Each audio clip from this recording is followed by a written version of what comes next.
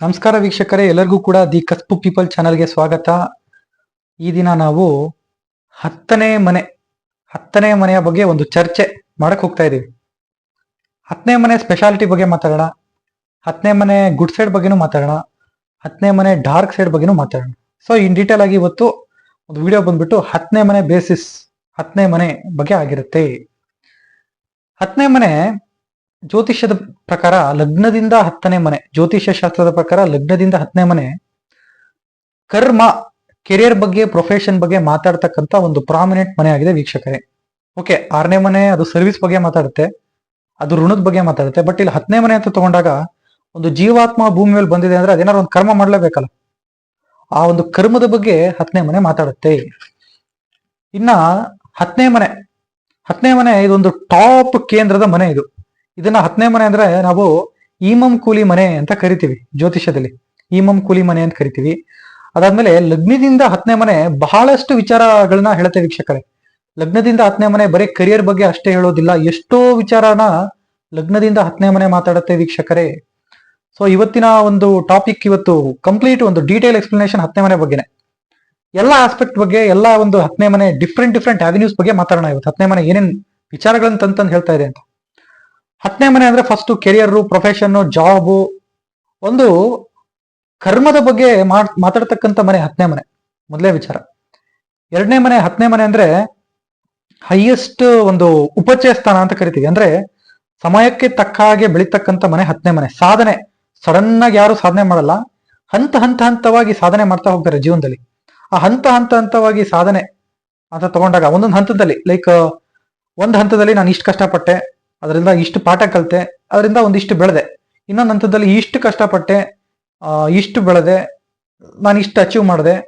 ಹಂತವಾಗಿ ಒಂದು progressive growth ಅಂತ ಕರಿತೀವಲ್ಲ, ಒಂದು ಬಾರ್ಗ್ರಾಫ್ ತಗೊಂಡ್ರೆ ಸ್ಟ್ರೈಟ್ ಹೋಗುತ್ತೆ ನೋಡಿ, ಒಂದು ಪ್ರೋಗ್ರೆಸಿವ್ ಗ್ರೋತ್, ಎಕ್ಸ್ಪೋನೆನ್ಷಿಯಲ್ ಗ್ರೋತ್. ಆ ಒಂದು ಪ್ರೋಗ್ರೆಸಿವ್ ಗ್ರೋತೆ ಒಂದು ಹತ್ತನೇ ಮನೆ ಹೇಳ್ತಕ್ಕಂಥ ವಿಚಾರ ವೀಕ್ಷಕರೇ. ಇದೊಂದು ಪಾಯಿಂಟ್. ಇನ್ನೊಂದು ಜ್ಯೋತಿಷ್ಯದಲ್ಲಿ ಭಾವಾತ್ ಭಾವಂ ಅಂತ ಒಂದು ಟಾಪಿಕ್ ಬರುತ್ತೆ, ಭಾವಾತ್ ಭವಂ. ಅದರ ಪ್ರಕಾರ ಹತ್ತನೇ ಮನೆ ಬಗ್ಗೆ ಎಲ್ಲಾ ಒಂದು ಮನೆಯನ್ನ ಸೇರಿಸ್ಬಿಟ್ಟು ಹತ್ತನೇ ಮನೆ ಬಗ್ಗೆ ಮಾತಾಡ್ತಾ ಹೋಗೋಣ. ಅದು ಏನೇನು ರಿಲೇಶನ್ಶಿಪ್ ಆಸ್ಪೆಕ್ಟ್ ಅಲ್ಲಿ ಹತ್ತನೇ ಮನೆ ಏನ್ ಹೇಳುತ್ತೆ, ಒಂದು ಕೆರಿಯರ್ ಅಂತ ತಗೊಂಡಾಗ ಅದರ ಒಂದು ಆಸ್ಪೆಕ್ಟ್ ಅಲ್ಲಿ ಹತ್ತನೇ ಮನೆ ಏನ್ ಹೇಳುತ್ತೆ, ಇದರ ಎಲ್ಲಾದ್ರ ಬಗ್ಗೆನೂ ನಾವು ಇವಾಗ ಹತ್ತನೇ ಮನೆ ಬಗ್ಗೆ ಮಾತಾಡೋಣ. ಫಸ್ಟ್ ಒಂದನೇ ಮನೆ, ಲಗ್ನದಿಂದ ಹತ್ತನೇ ಮನೆ. ಲಗ್ನ ಅಂದ್ರೆ ಏನು? ನಾನು. ಲಗ್ನ ಅಂದ್ರೆ ಮೀ, ಮೈ ಸೆಲ್ಫ್, ನಾನು. ಲಗ್ನದಿಂದ ಹತ್ತನೇ ಮನೆ ಏನ್ ಹೇಳುತ್ತೆ? ನನ್ನ ಒಂದು ವೃತ್ತಿ ಧರ್ಮ, ನನ್ನ ಒಂದು ವೃತ್ತಿ, ನನ್ನ ಒಂದು ಕರ್ಮ, ನನ್ನ ಒಂದು ಪ್ರೊಫೆಷನ್. ನಾ ಇಲ್ಲಿ ಎದಕ್ ಬಂದಿದ್ದೀನಿ? ವೈ ದ ಜೀವಾತ್ಮ ಇಸ್ ಹಿಯರ್? ಯಾಕೆ ಈ ಮನುಷ್ಯ ಭೂಮಿ ಮೇಲೆ ಬಂದಿದ್ದಾನೆ? ಒಂದು ಕರ್ಮ ಮಾಡೋದಕ್ಕೆ ಬಂದಿದ್ದಾನೆ. ಆ ಕರ್ಮ ಏನು? ಲಗ್ನದಿಂದ ಹತ್ತನೇ ಮನೆ ಹೇಳುತ್ತೆ. ಒಂದು ವಿಚಾರ, ಅದು ಒಂದು ಆಸ್ಪೆಕ್ಟ್ ಆಯ್ತು. ಇನ್ನ ನೆಕ್ಸ್ಟ್, ಅದೇ ಲಗ್ನದಿಂದ ಹತ್ತನೇ ಮನೆ ನನ್ನ ಸ್ಟೇಟಸ್ ಬಗ್ಗೆ ಕೂಡ ಮಾತಾಡುತ್ತೆ. ಅಂದ್ರೆ ಒಬ್ಬ ವ್ಯಕ್ತಿಯ ಒಂದು ಸ್ಟೇಟಸ್ ಬಗ್ಗೆ ಮಾತಾಡುತ್ತೆ. ಒಬ್ಬ ವ್ಯಕ್ತಿಯ ಒಂದು ಕೆರಿಯರ್ ಅಂತ ಹೇಳಿದೆ, ಒಬ್ಬ ವ್ಯಕ್ತಿಯ ಕೆರಿಯರ್, ಪ್ರೊಫೆಷನ್, ಸ್ಟೇಟಸ್, ಒಬ್ಬ ವ್ಯಕ್ತಿಯ ಈಗೋ ಬಗ್ಗೆ ಕೂಡ ಹತ್ತನೇ ಮನೆ ಹೇಳುತ್ತೆ. ಒಬ್ಬ ವ್ಯಕ್ತಿಯ ದರ್ಪ, ಅಹಂಕಾರ, ಅದ್ರ ಬಗ್ಗೆನೂ ಕೂಡ ಲಗ್ನದಿಂದ ಹತ್ತನೇ ಮನೆ ಮಾತಾಡುತ್ತೆ. ನೆಕ್ಸ್ಟ್ ಎರಡನೇ ಮನೆ ವೀಕ್ಷಕರೇ.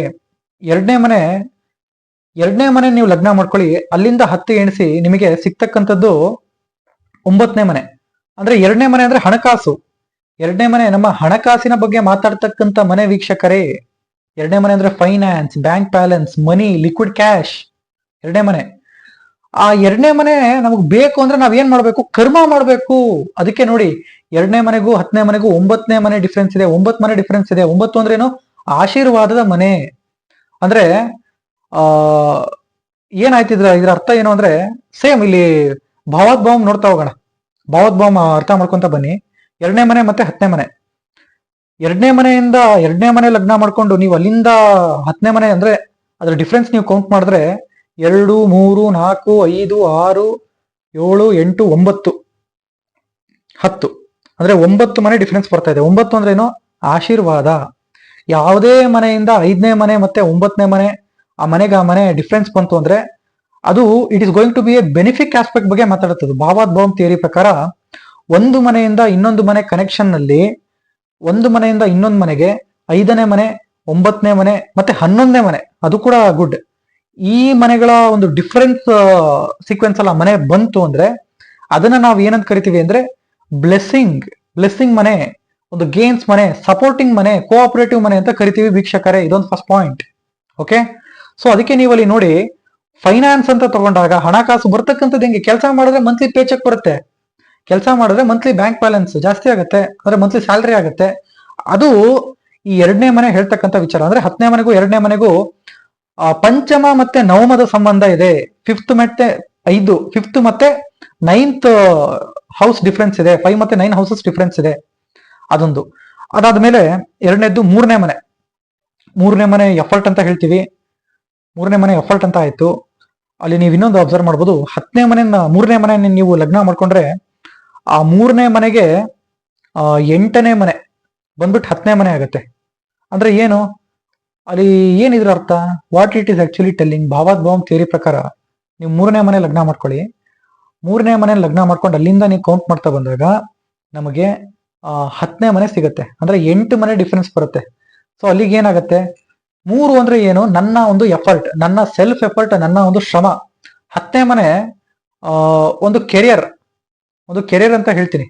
ಅಲ್ಲಿ 8 ಅಂತ ಬಂದಾಗ ಏನಾಗುತ್ತೆ ಅಂದ್ರೆ, ನೋಡಪ್ಪ ನೀನು ಕತ್ತೆ ತರ ದುಡಿತಾ ಇದೀಯಾ, ನಿನ್ನ ಹತ್ರ ಪ್ಲಾನಿಂಗ್ ಇಲ್ಲ. ಮೂರನೇ ಮನೆ ಅಗೇನ್ ಲೋವರ್ ಮೈಂಡ್.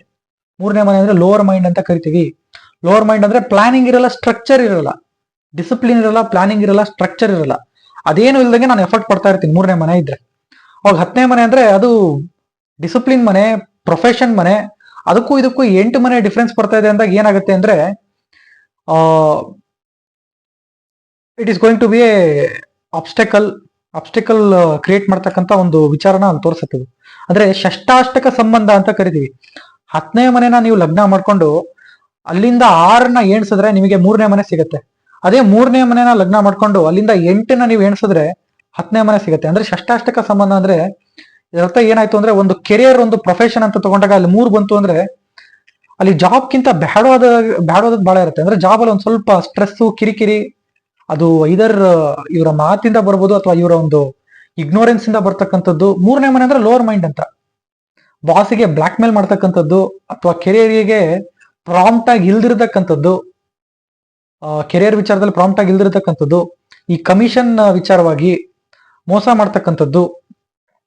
ಅಂದ್ರೆ ಒಂದು ಪ್ರೊಫೆಷನ್ ಅಂತ ತಗೊಂಡಾಗ 3ನೇ ಮನೆ ಅಂದ್ರೆ ಲೋವರ್ ಮೈಂಡ್ ಅಂತ ಕರಿತೀವಿ. ಇನ್ನೊಂದು 3ನೇ ಮನೆ ಅಂದ್ರೆ ಆಡ್ ಜಾಬ್ಸ್ ಮಾಡ್ತಕ್ಕಂಥದ್ದು. ಈ ಒಂದು ಆಸ್ಪೆಕ್ಟ್ ಬಗ್ಗೆ ಆ 3 ಮತ್ತೆ 10ರ ಒಂದು ಸಂಬಂಧ ಮಾತಾಡುತ್ತೆ. ಇನ್ನ ನೆಕ್ಸ್ಟ್ 4ನೇ ಮನೆಯಿಂದ ನೀವು ಎಣಿಸಿದಾಗ 4ನೇ ಮನೆಗೂ ಮತ್ತೆ 10ನೇ ಮನೆಗೂ ಭಾವಾದ್ಭಾವಂ ಪ್ರಕಾರ ಸಮಸಪ್ತಮ ಸಂಬಂಧ ಬರುತ್ತೆ ವೀಕ್ಷಕರೇ. ಸಮಸಪ್ತಮ. ಸೊ ಇಲ್ಲಿ ಸಮಸಪ್ತಮ ಅಂದ್ರೆ ಏನಂತ ಕರಿತೀವಿ ಅಂದ್ರೆ, ಈಮಂ ಕೂಲಿ 10ನೇ ಮನೆ, ಮೀಡಿಯಂ ಕೂಲಿ 10ನೇ ಮನೆ, ಈಮಂ ಕೂಲಿ 4ನೇ ಮನೆ.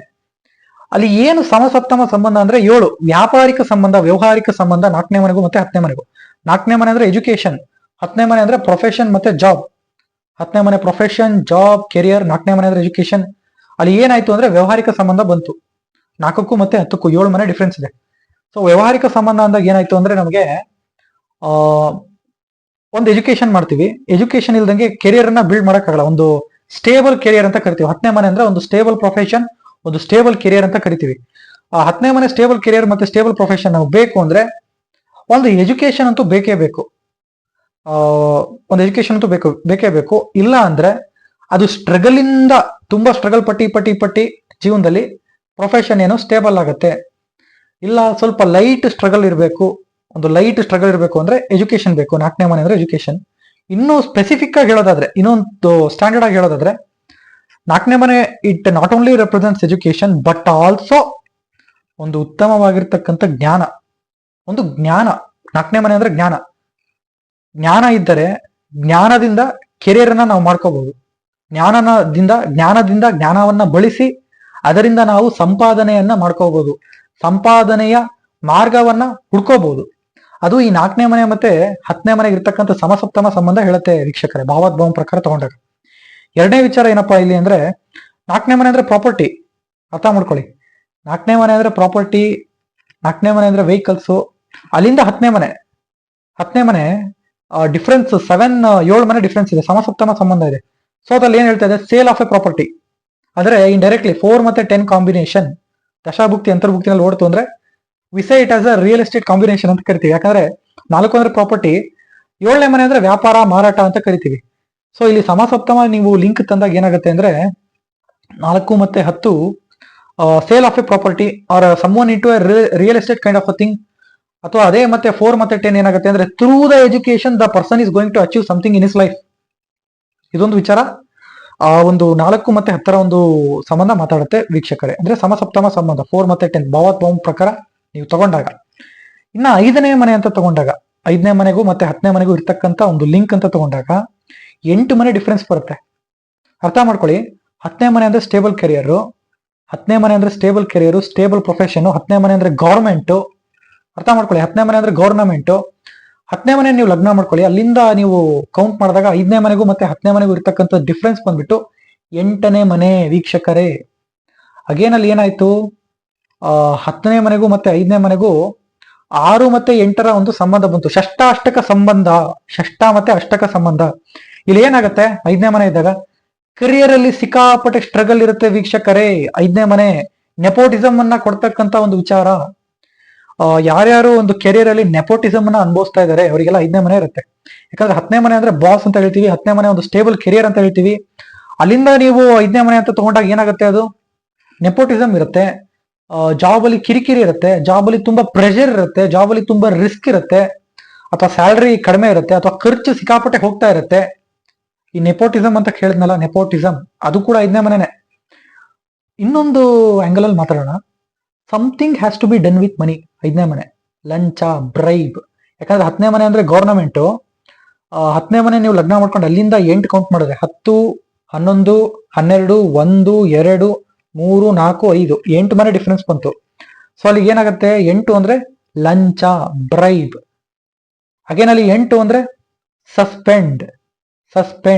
8ನೇ ಮನೆ ಹಗರಣ ಅಂತ ಕೇಳ್ತೀವಿ, ಹೌದಾ? ನಾವು ಒಂದು ಮಂಡೇನ್ ಟರ್ಮ್ಸ್ ಅಲ್ಲಿ ನಾವು ಮಾತಾಡಿದಾಗ ಒಬ್ಬ ನೌಕರಿನಲ್ಲಿ ಇರ್ತಕ್ಕಂಥ ಒಬ್ಬ ವ್ಯಕ್ತಿಗೆ, ಪ್ರೈವೇಟು ಮಾತಾಡೋಣ, ಒಂದು ಗೌರ್ಮೆಂಟ್ ಸೆಕ್ಟರ್ದು ಮಾತಾಡೋಣ, ಯಾರೋ ಒಬ್ರು ಗೌರ್ಮೆಂಟ್ ಜಾಬ್ ಮಾಡ್ತಾ ಇದಾರೆ, ಆ ವ್ಯಕ್ತಿಗೆ ಏನಾದ್ರೂ 5ನೇ ಮನೆ ರನ್ ಆಗ್ತಾ ಇತ್ತು ಅಂದ್ರೆ ಯಪ್ಪ ಒಂದ್ ಸ್ವಲ್ಪ ಕಿತಾಪತಿ ಇದ್ದಾನೆ, ಅಯ್ಯಪ್ಪ ಒಂದ್ ಸ್ವಲ್ಪ ಕಿರಿಕಿರಿ ಇದ್ದಾನೆ, ಕಿತಾಪತಿ ಇದ್ದಾನೆ, ಅವನಿಗೆ ಬಾಸಿದ ಕಿರಿಕಿರಿ ಆಗ್ತಾ ಇದೆ, ಆಮೇಲೆ ಕಮಿಷನ್ ಹುಡ್ಕೋತಾನೆ, ಅಯ್ಯಪ್ಪ ಲಂಚ ಗಿಂಚ ಎಲ್ಲ ತಗೋತಾನೆ, ಬ್ರೈಬ್ ತಗೋತಾನೆ, ಅಲ್ಲಿ 5ನೇ ಮನೆ ಇರುತ್ತೆ ವೀಕ್ಷಕರೇ.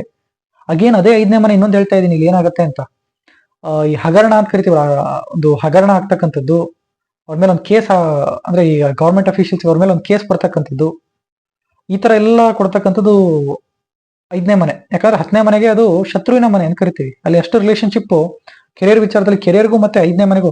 5ನೇ ಮನೆ ಅಂದ್ರೆ ಎಂಟರ್ಟೈನ್ಮೆಂಟ್ ಮನೆ, 5ನೇ ಮನೆ ಸ್ಪೆಕ್ಯುಲೇಷನ್ ಮನೆ, 5ನೇ ಮನೆ ಎಂಟರ್ಟೈನ್ಮೆಂಟ್ ಮನೆ. ಲೈಫಲ್ಲಿ ಈಸಿಯಾಗಿ ಸಿಗ್ತಕ್ಕಂಥದ್ದೆಲ್ಲ 5ನೇ ಮನೆ. ಆ 10ನೇ ಮನೆ, 5ನೇ ಮನೆ ಮತ್ತೆ ಧರ್ಮದ ಮನೆ. ಆದರೆ 10ನೇ ಮನೆ ಕರ್ಮ ಮಾಡಯ್ಯ, ಧರ್ಮ ಅಲ್ಲ, ಕರ್ಮ ನಿಭಾಯಿಸ್ ನೀನು, ಕರ್ಮ ಕರ್ಮ ಕರ್ಮ. 5ನೇ ಮನೆ ಧರ್ಮ ಧರ್ಮ ಧರ್ಮ. ಬಟ್ 5ನೇ ಮನೆ ಅದೊಂಥರ ಈ ಒಂದು ಎರಾದಲ್ಲಿ ಏನಾಗುತ್ತೆ ಅಂದ್ರೆ ಅದು ವೀಕ್ಷಕರೇ ಬ್ಯಾಡ್ ಆಗಿ ಒಂದ್ ಸ್ವಲ್ಪ ಟರ್ನ್ ಆಗ್ಬಿಡ್ತದೆ 5ನೇ ಮನೆ ಈ ಕೆರಿಯರ್ ವಿಚಾರದಲ್ಲಿ ಅಂತ ತಗೊಂಡಾಗ. ಎಸ್ಪೆಷಲಿ ಈಗ ನಾನು ಗೌರ್ಮೆಂಟ್ ಬಗ್ಗೆ ಮಾತಾಡಿದೆ, ಲಂಚ ಅಂದ್ರೆ ಬ್ರೈಬ್ ವಿಚಾರ ಆಗಿರ್ಬೋದು, ಕರಪ್ಷನ್ ವಿಚಾರ ಆಗಿರ್ಬೋದು, ಅದರಲ್ಲಿ ಸಿಕ್ಕಾಕೊಂಡ್ಬಿಟ್ಟು ಅವರಿಗೆ ಒಂದು ಸಸ್ಪೆಂಡ್ ಆಗ್ತಕ್ಕಂಥದ್ದು ಅಥವಾ ಬೇರೆ ಎಲ್ಲ ಎತ್ತಾಗ್ತಕ್ಕಂಥದ್ದು, ಇದೆಲ್ಲ ಮತ್ತೆ 5ನೇ ಮನೆ. 5ನೇ ಮನೆ ನೋಡಿ, ಚೇಂಜ್ ಆಫ್ ಪ್ಲೇಸ್ ಅಂತ ಕರಿತೀವಿ. ಜಾಬ್ ಅಲ್ಲಿ ಇದ್ರೆ change of job, change of place 5ನೇ ಮನೆ. 10ನೇ ಮನೆ ಪ್ರಮೋಷನ್ ಕೊಟ್ಬಿಡುತ್ತೆ, 5ನೇ ಮನೆ ಜಾಗ ಖಾಲಿ ಮಾಡ್ತಕ್ಕಂಥದ್ದು ವಿಚಾರ, change of place, change of address, change of residence. Again 5ನೇ ಮನೆ ಇನ್ ಪ್ರೈವೇಟ್ ಜಾಬ್ ಅಲ್ಲಿ ಬಂದ್ರೆ ಏನಾಗುತ್ತೆ, ಪ್ರೈವೇಟ್ ಜಾಬ್ ಅಲ್ಲಿ 5ನೇ ಮನೆ ಬಂದಾಗ ಏನಂತ ಹೇಳ್ಬೋದು ಅಂದ್ರೆ ಸ್ಯಾಲರಿ ಸ್ವಲ್ಪ ಕಡಿಮೆ ಇರ್ತಕ್ಕಂಥದ್ದು. ಅವರು ಒಂದು ಕಂಪನಿ ಹೇಳ್ತಕ್ಕಂಥ ಸ್ಯಾಲರಿಗೆ ಒಪ್ಕೊಂಡು ಯಾವ ಕೆಲಸ ಸಿಕ್ಕರು ಹೋಗ್ರಪ್ಪ ಅಂತ ಹೇಳ್ತೀವಲ್ಲ, 5ನೇ ಮನೆ ಇರುತ್ತೆ ಅವರಿಗೆ. ಯಾವುದೇ ಕೆಲಸ ಸಿಕ್ಕರು ಬಿಡ್ಬೇಡಿ, ಹೋಗ್ಬಿಡಿ 5ನೇ ಮನೆ. ಯಾಕಂದ್ರೆ 5ನೇ ಮನೆ ಎಕ್ಸ್ಪೆಕ್ಟೇಷನ್ ಮನೆ, ನನಗೆ ಇಂಥದ್ದೇ ಕೆಲಸ ಬೇಕು, ಅಂಥದ್ದೇ ಜಾಬ್ ಬೇಕು ಅಂತ ಹೇಳ್ತೀವಿ. ಅದು ಕೆಲವೊಂದು ಟೈಮ್ ಆಗ್ಲಿಲ್ಲ ಅಂದ್ರೆ ಯಾವುದೇ ಕೆಲಸ ಸಿಕ್ಕರು ಹೋಗ್ಬೇಕಾಗಿ ಬರ್ತಕ್ಕಂಥ ಒಂದು ವಿಚಾರ. ಅಲ್ಲಿ ಕೆರಿಯರ್ ಪ್ರೈವೇಟ್ ಜಾಬ್ ಅಲ್ಲಿ ಏನಾಗುತ್ತೆ 5ನೇ ಮನೆ ಅಂದ್ರೆ ಒಂದು ಸಂಬಳ ಕಮ್ಮಿ ಸಂಬಳದಲ್ಲಿ ಖಾತೆ ತರ ವರ್ಕ್ ಮಾಡ್ತಕ್ಕಂಥದ್ದು, ತುಂಬಾ ಹಾರ್ಡ್ ವರ್ಕ್ ಮಾಡ್ತಕ್ಕಂಥದ್ದು, ಕಮ್ಮಿ ಸಂಬಳಕ್ಕೆ. ಅದೇ 5ನೇ ಮನೆ ಏನಾಗುತ್ತೆ ಅಂದ್ರೆ ಈ ಕೊಲೀಗ್ಸ್ ಅಂದ್ರೆ ದುಡ್ಡು ತಗೊಂಡ್ಬಿಟ್ಟು, ಅಂದ್ರೆ ನನ್ನ ಕೈಯಿಂದ ದುಡ್ಡು ಹೋಗ್ತಕ್ಕಂಥದ್ದು, ದುಡ್ಡು ಕಳ್ಕೊಳ್ತಕ್ಕಂಥದ್ದು 5ನೇ ಮನೆ ಅಂದ್ರೆ. 6ನೇ ಮನೆ ಇನ್ನೊಬ್ರಿಂದ ದುಡ್ಡು ಲಾಸ್ ಆಗಿ ನನಗ್ ಬರ್ತಕ್ಕಂಥದ್ದು. 5ನೇ ಮನೆ ನನ್ನಿಂದ ದುಡ್ಡು ಲಾಸ್ ಆಗಿ ಇನ್ನೊಬ್ರಿಗೆ ಹೋಗ್ತಕ್ಕಂಥದ್ದು. 5ನೇ ಮನೆ ಹಣ ಕಳ್ಕೊಳ್ತಕ್ಕಂಥದ್ದು, ದುಂದು ವೆಚ್ಚ ಮಾಡ್ತಕ್ಕಂಥದ್ದು 5ನೇ ಮನೆ. 5ನೇ ಮನೆ ಲೈಕ್ ಇನ್ನ ಒಂದು ಕಾರ್ಪೊರೇಟ್ ಒಂದು ಲ್ಯಾಂಗ್ವೇಜ್ ಆಗಿ ತಗೊಂಡಾಗ ನೀವೆಲ್ಲ ಕೇಳಿರ್ತೀರಾ, ಬಕೆಟ್ ಹಿಡಿಯೋದು ಅಂತೆಲ್ಲ ಕೆಲವೊಬ್ರು ಹೇಳ್ತಾರೆ ಅದನ್ನ. ಗುಡ್ ಮಾರ್ನಿಂಗ್ ಅದು ಮೂರನೇ ಮನೆ ಮತ್ತೆ ಐದನೇ ಮನೆ ಅದು ಎರಡು ಅದೇ ತರ ಸಿನಾರಿಯೋ ಕೊಟ್ಬಿಡುತ್ತೆ ವೀಕ್ಷಕರೇ. Good morning sir, good evening sir, how are you sir, are you fine sir, something you have to, ನಿಮಗೇನೋ ಒಂದು ಕೆಲಸ ಆಗಬೇಕು ಅಂದ್ರೆ ಆತರ ಒಂದು ವಿಚಾರನ ಈ ಐದನೇ ಮನೆ ಹೇಳುತ್ತೆ ವೀಕ್ಷಕರಿಗೆ. ಯಾರ್ಯಾರು ಜಾಬ್ ಕಳ್ಕೊಂಡಿದ್ದಾರೆ, ಜಾಬ್ ಹುಡ್ಕಕ್ಕೆ ಅವರಿಗೆ ಅಂದ್ರೆ ಜಾಬ್ ಅವ್ರಿಗೆ ಸಿಗ್ತಾ ಇಲ್ಲ, ಅದೇ ಅವರಿಗೆಲ್ಲ ಐದನೇ ಮನೆ ಆಕ್ಟಿವೇಟ್ ಆಗಿರುತ್ತೆ ಅವರ ಒಂದು ದಶಾಭುಕ್ತಿ ಅಂತರ್ಭುಕ್ತಿನಲ್ಲಿ. ಅವಾಗಲ್ಲಿ ಏನಾಗುತ್ತೆ ಅಂದ್ರೆ ನಾನೇ ಯಾವ್ದಾರ ಒಂದು ಕೆಲಸ ನಾನು ಮಾಡ್ತೀನಿ ಅಂದ್ರೂ ಅಪರ್ಚುನಿಟಿನೇ ಬರಲ್ಲ, ಜಾಬಲ್ಲಿ ಅಪರ್ಚುನಿಟಿ ಬರದೇ ಇರತಕ್ಕಂಥದ್ದು. ಸೊ ಇದೆಲ್ಲ ಐದನೇ ಮನೆಯ ಒಂದು ಸಿನಾರಿಯೋ. ನೆಕ್ಸ್ಟ್ ಬಂದ್ಬಿಟ್ಟು ಆರನೇ ಮನೆ. ಹತ್ತನೇ ಮನೆ ನೀವು ಲಗ್ನ ಮಾಡ್ಕೊಳ್ಳಿ, ಹತ್ತನೇ ಮನೆ ಲಗ್ನ ಮಾಡ್ಕೊಂಡು ಅಲ್ಲಿಂದ ನೀವು ಕೌಂಟ್ ಮಾಡ್ತಾ ಬನ್ನಿ. ಹತ್ತನೇ ಮನೆಗೂ ಮತ್ತೆ ಆರನೇ ಮನೆಗೂ ಇರ್ತಕ್ಕಂಥದ್ದು 10, 11, 12, 1, 2, 3, 4, 5, 6. ಹತ್ತನೇ ಮನೆಗೂ ಮತ್ತೆ ಆರನೇ ಮನೆಗೂ 9 ಮನೆ ಡಿಫ್ರೆನ್ಸ್ ಇದೆ. 9 ಅಂದ್ರೆ ಆಶೀರ್ವಾದ. ನಿಮ್ಮ ದಶಾಭುಕ್ತಿ ಅಂತರ್ಭುಕ್ತಿನಲ್ಲಿ ಆರನೇ ಮನೆ ಏನಾದ್ರೂ ರನ್ ಆಗ್ತಾ ಇದೆ ಅಂದ್ರೆ ಆರನೇ ಮನೆ ಅಂದ್ರೆ ಸರ್ವಿಸ್ ಮನೆ, ಸೇವೆಯ ಒಂದು ಮನೆ, ಸರ್ವಿಸ್ ಮಾಡ್ತಕ್ಕಂಥ ಮನೆ. ಆರನೇ ಮನೆ ದಶಾಭುಕ್ತಿ ಅಂತರ್ಭುಕ್ತಿನಲ್ಲಿ ಇದೆ ಅಂದ್ರೆ ಬಾಸಿನ ಆಶೀರ್ವಾದ ಇರ್ತದೆ, ಬಾಸ್ ಆಶೀರ್ವಾದ ನಿಮ್ಮ ಮೇಲಿದೆ. ಯಾಕಂದ್ರೆ ಹತ್ತನೇ ಮನೆ ಅಂದ್ರೆ ಬಾಸ್, ಹತ್ತನೇ ಮನೆ ಅಂದ್ರೆ ಕಂಪನಿ, ಹತ್ತನೇ ಮನೆ ಅಂದ್ರೆ ಬಾಸ್, ಹತ್ತನೇ ಮನೆ ಅಂದ್ರೆ ಕಂಪನಿ, ಹತ್ತನೇ ಮನೆ ನೀವು ವರ್ಕ್ ಮಾಡ್ತಕ್ಕಂಥ ಒಂದು ಕ್ಷೇತ್ರ, ಅದರ ಒಂದು ಆಶೀರ್ವಾದ ನಿಮ್ಮ ಮೇಲೆ ಇರ್ತದೆ. ಆರನೇ ಮನೆ ಮತ್ತೆ ಎರಡನೇ ಮನೆ ಬಂದ್ರೆ ಅದರ ಒಂದು ಆಶೀರ್ವಾದ ನಿಮಗಿರುತ್ತೆ. ಸೊ ಅವಾಗಲ್ಲಿ ಏನಾಗುತ್ತೆ, ಅವರಿಗೆ ಎಲ್ಲೂ ಕೂಡ ಜಾಬ್ ಕೊರತೆ ಇರಲ್ಲ. ಆರನೇ ಮನೆ ಇತ್ತು ಅಂದ್ರೆ ಅಪರ್ಚುನಿಟಿ ಕೊಡ್ತಕ್ಕಂಥ ಮನೆ, ಸರ್ವಿಸ್ ಕಟ್ ಆಗಲ್ಲ. ಆರ್ ದಶಾಭುಕ್ತಿ ಅಂತರ್ಭುಕ್ತಿನಲ್ಲಿ ಸ್ಟ್ರಾಂಗ್ ಆಗಿ ಆರನೇ ಮನೆ ರನ್ ಆಗ್ತಾ ಇತ್ತು ಅಂದ್ರೆ ಅಲ್ಲೆಲ್ಲೂ ಸರ್ವಿಸ್ ಕಟ್ ಆಗೋದಕ್ಕೆ ಅದು ಬಿಡೋದಿಲ್ಲ ಆರನೇ ಮನೆ ವೀಕ್ಷಕರೇ. ಇಲ್ಲಿ ಇನ್ನೊಂದು ಏನಪ್ಪಾ ವಿಚಾರ ಅಂದ್ರೆ ಆರನೇ ಮನೆ ರೋಗದ ಒಂದು ಮನೆ ಅಂತ ಕರಿತೀವಿ, ಅರ್ಥ ಮಾಡ್ಕೊಳ್ಳಿ. ಆರನೇ ಮನೆ ಅಂದ್ರೆ ನಮಗೆ ಬಂದ್ ಹೋಗ್ತಕ್ಕಂಥ ಒಂದು ರೋಗ ಋಣ ರಿಪು ಆರನೇ ಮನೆ. ಹತ್ತನೇ ಮನೆ ಅಂದ್ರೆ ನೋಡಿ, ಆರನೇ ಮನೆಗೂ ಮತ್ತೆ ಆರನೇ ಮನೆಗೂ ಮತ್ತೆ ಹತ್ತನೇ ಮನೆಗೂ 5 ಮನೆ ಡಿಫ್ರೆನ್ಸ್ ಇದೆ. ಆರನೇ ಮನೆ ಅಂದ್ರೆ ರೋಗ, ಅಲ್ಲಿಂದ 5 ಕೌಂಟ್ ಮಾಡಿ. ಹತ್ತನೇ ಮನೆ ಅಂದ್ರೆ ಏನು, ಐದನೇ ಮನೆ, ಎನಿಥಿಂಗ್ ಫ್ರಮ್ 5th ಹೌಸ್, ಯಾವುದೇ ಮನೆಯಿಂದ ಐದನೇ ಮನೆ ಆ ಒಂದು ಮನೆಯ ಒಂದು ಇನ್ಫಾರ್ಮೇಶನ್ ಮತ್ತೆ ಜ್ಞಾನದ ಮನೆ ಆಗುತ್ತೆ ವೀಕ್ಷಕರೇ. ಸೊ ಅಲ್ಲಿ ಏನಾಯ್ತು, ರೋಗದ ಒಂದು ಜ್ಞಾನ, ರೋಗದ ಒಂದು ಇನ್ಫಾರ್ಮೇಶನ್. ಅಂದ್ರೆ ಹತ್ತನೇ ಮನೆ ಏನಾಯ್ತು, ಪೆಥಾಲಜಿ ಆಫ್ ಎ ಡಿಸೀಸ್. ಹತ್ತನೇ ಮನೆ ಅಂದ್ರೇನು, pathology of A disease, CT scan of A disease, ರೋಗದ ಒಂದು ಹೆಸರು. ಆರನೇ ಮನೆ ಅಂದ್ರೆ ನನಗೆ ರೋಗ ಇದೆ, ಅದರ ಹೆಸರೇನು, ಅದು ಹತ್ತನೇ ಮನೆ ಹೇಳುತ್ತೆ. ಅಂದ್ರೆ ಆ ರೋಗದ ಒಂದು ಹೆಸರು. ಈಗ ಫಾರ್ ಎಕ್ಸಾಂಪಲ್ ಡಾಕ್ಟರ್ ಹತ್ರ ನಾನು ಹೋಗ್ತೀನಿ, ನನ್ನ ಆರನೇ ಮನೆ ಅಂದ್ರೆ ನಾನು ರೋಗ ಇಟ್ಕೊಂಡು ನಾನು ಡಾಕ್ಟರ್ ಹತ್ರ ಹೋಗ್ತೀನಿ. ಅವಾಗ ಆರನೇ ಮನೆ ಅಂದ್ರೆ ಸಿಂಪ್ಟಮ್ಸ್, ಅಗೇನ್ ಸಿಂಪ್ಟಮ್ಸ್ ಕೂಡ ಓಕೆ, ಸಿಂಪ್ಟಮ್ಸ್ ಆರನೇ ಮನೆನೆ. ಸರ್ ನನಗೆ ಕೈ ಸಿಕ್ಕಾಪಟ್ಟೆ ನೋವ್ತಾ ಇದೆ, ಕೈ ಎತ್ತಕ್ ಆಗ್ತಾ ಇಲ್ಲ, ಇಲ್ಲಿ ನರ ಹಿಡ್ದಂಗೆ ಆಗ್ತಾ ಇದೆ, ಆರನೇ ಮನೆ ರೋಗ. ಅವಾಗ ಅದನ್ನ ಸಿಂಪ್ಟಮ್ಸ್ ಪ್ರಕಾರ ಎಲ್ಲ ಡಯಾಗ್ನೈಸ್ ಮಾಡ್ಬಿಟ್ಟು ಡಾಕ್ಟರ್ ನಮಗೆ ಅದ್ರ ಬಗ್ಗೆ ಇನ್ಫಾರ್ಮೇಶನ್ ಕೊಡ್ತಾರಲ್ಲ, ಆ ಒಂದು ಪೆಥಾಲಜಿ ಆಫ್ ಅ ಡಿಸೀಸ್, ಹತ್ತನೇ ಮನೆ. ಆ ರೋಗನ ಸ್ಟಡಿ ಮಾಡ್ಬಿಟ್ಟು ಅದಕ್ಕೊಂದು ಇನ್ಫಾರ್ಮೇಶನ್ ಕೊಡ್ತಾರಲ್ಲ, ಅದು ಹತ್ತನೇ ಮನೆ ಆಗುತ್ತೆ. Pathology of A disease is ಹತ್ತನೇ ಮನೆ, ರೋಗದ ಒಂದು ಇನ್ಫಾರ್ಮೇಶನ್ ಆ ಡಯಾಗ್ನೈಸ್ ಆಗ್ತಕ್ಕಂಥದ್ದು. ಸೊ ಅಲ್ಲಿಗೆ ಫೇಮಸ್ ರೋಗ ಕೂಡ ಹತ್ತನೇ ಮನೆ ಆಗುತ್ತೆ ವೀಕ್ಷಕರೇ. ನೆಕ್ಸ್ಟ್ ಏಳನೇ ಮನೆ ಮತ್ತೆ ಹತ್ತನೇ ಮನೆ ಸಂಬಂಧ ಇಲ್ಲಿ ಹೇಳ್ತಾ ಹೋಗ್ತೀನಿ. ಹತ್ತನೇ ಮನೆ ನೀವು ಲಗ್ನ ಮಾಡ್ಕೊಳ್ಳಿ. ಹತ್ತನೇ ಮನೆ ಅಂದ್ರೆ ಕರ್ಮ, ಹತ್ತನೇ ಮನೆ ಏಳನೇ ಮನೆ, ಕರ್ಮಕ್ಕೆ ದೊಡ್ಡ ಕರ್ಮ, ಹೈಯೆಸ್ಟ್ ಫಾರ್ಮ್ ಆಫ್ ಕರ್ಮ. ಹತ್ತನೇ ಮನೆ ಏಳನೇ ಮನೆ ಅಂದ್ರೇನು, ಸಂಸಾರಕ್ಕಿಂತ ಕರ್ಮ ಬೇಕಾ? ದಿನ ಇದ್ರೆ ಅಡಿಗೆ ಮಾಡ್ಬೇಕು, ಮಕ್ಳು ನೋಡ್ಕೋಬೇಕು, ಅವ್ರಿಗೆ ಬೇಸ್ ಹಾಕ್ಬೇಕು, ಹೆಂಡತಿ ನೋಡ್ಕೋಬೇಕು, ಹೆಂಡತಿನ ಸಾಕ್ಬೇಕು, ಎಷ್ಟೋ ಸಾಂಸಾರಿಕ ವಿಚಾರಗಳನ್ನ ನಾವು ನೋಡ್ಲೇಬೇಕು. ಅದನ್ನ ಅವಾಯ್ಡ್ ಮಾಡಕ್ಕಾಗಲ್ಲ ಸಂಸಾರಸ್ತ್ರ ಆದ್ರೆ. ಓಕೆ, ಸಂಸಾರಸ್ತ್ರ ಆಗಿಲ್ಲ ಅಂದ್ರೂ ಕೂಡ ಅವ್ರ ಅಡಿಗೆ ಅವರೇ ಮಾಡ್ಕೋಬೇಕು, ಅವ್ರ ಬಟ್ಟೆ ಅವರೇ ಹೋಗ್ಕೋಬೇಕು, ಅವ್ರ ಕೆಲಸ ಅವ್ರು ಮಾಡ್ಕೋಬೇಕು. ಈ ಒಂದು ಸಾಂಸಾರಿಕ ವಿಚಾರಗಳು ಅಂತ ಕರಿತೀವಿ ಇದನ್ನೆಲ್ಲ, ಅದೆಲ್ಲ ಏಳನೇ ಮನೆ ಆ ಒಂದು ವಿಚಾರದ ಬಗ್ಗೆ ಮಾತಾಡುತ್ತೆ ವೀಕ್ಷಕರೇ. ಸೊ ಇಲ್ಲಿ ಏನಾಯ್ತು, ಹತ್ತನೇ ಮನೆ ಏಳನೇ ಮನೆ ಆದಾಗ ಅಲ್ಲಿ ಏನಾಗತ್ತೆ, ಏಳನೇ ಮನೆ ಒಂದು ಹೈಯೆಸ್ಟ್ ಕರ್ಮ ಅಂತ ಆಗತ್ತೆ. ಇನ್ನೊಂದು ವಿಚಾರ ಹೇಳ್ತಾ ಇದೀನಿ, ಹತ್ತನೇ ಮನೆ ಅಂದ್ರೆ ಕಂಪನಿ, ಹತ್ತನೇ ಮನೆ ಏಳನೇ ಮನೆ ಅಂದ್ರೇನು, ಕಸ್ಟಮರ್, ಕ್ಲೈಂಟ್ಸ್. ಅಂದ್ರೆ ಒಂದು ಕಂಪನಿಗೆ ದೊಡ್ಡವ್ರು ಯಾರು, ಕಂಪನಿಗಿಂತ ದೊಡ್ಡವ್ರು ಯಾರು, ಕಸ್ಟಮರ್ ಮತ್ತೆ ಕ್ಲೈಂಟ್ಸ್. ಅವರು ಪರ್ಚೇಸ್ ಮಾಡಿದಕ್ಕೆ, ಆ ಕಂಪನಿ ಪ್ರಾಡಕ್ಟ್ ನ ತಗೊಂಡಿದ್ದಕ್ಕೇನೆ ಕಂಪನಿ ಅಷ್ಟು ದೊಡ್ಡಕ್ಕೆ ಬೆಳೆದಿರೋದು. ಅಂದ್ರೆ ಕಸ್ಟಮರ್ ಮತ್ತೆ ಕ್ಲೈಂಟ್ಸ್ ಅಂದ್ರೆ ಆ ಕಂಪನಿಗೆ ಒಂದು ಡಿಮ್ಯಾಂಡ್ ಕ್ರಿಯೇಟ್ ಆಗಿರೋದು. ಅದು ಈ ಹತ್ತನೇ ಮನೆಗೂ ಮತ್ತೆ ಏಳನೇ ಮನೆಗೂ ಇರ್ತಕ್ಕಂಥ ಒಂದು ಡಿಫ್ರೆನ್ಸ್, ಒಂದು ಸಂಬಂಧ, ಈ ಒಂದು ವಿಚಾರನ ಹೇಳ್ತಾ ಇದೆ ವೀಕ್ಷಕರೇ. ಹತ್ತನೇ ಮನೆ ಕಂಪನಿ ಆದ್ರೆ ಆ ಹತ್ತನೇ ಮನೆ ಏಳನೇ ಮನೆ ಕ್ಲೈಂಟ್, ಜನರಿಂದ ನಾನು ಮೇಲೆ ಬಂದೆ. ಹತ್ತನೇ ಮನೆ ಅಂದ್ರೆ ನಾಯಕರು. ಮತ್ತೆ ಅರ್ಥ ಮಾಡ್ಕೊಳ್ಳಿ, ಇನ್ನೊಂದು ವಿಚಾರ ಹೇಳ್ತಾ ಇದೀನಿ, ಹತ್ತನೇ ಮನೆ ಅಂದ್ರೆ ಪೊಲಿಟಿಷಿಯನ್, ಆ ಲೀಡರ್, ಒಬ್ಬ ನಾಯಕ, ಅವನಿಗೆ ಸಪೋರ್ಟ್ ಇಂದ ಯಾರು? 10ಕ್ಕೆ 10ನೇ ಮನೆ, 7ನೇ ಮನೆ.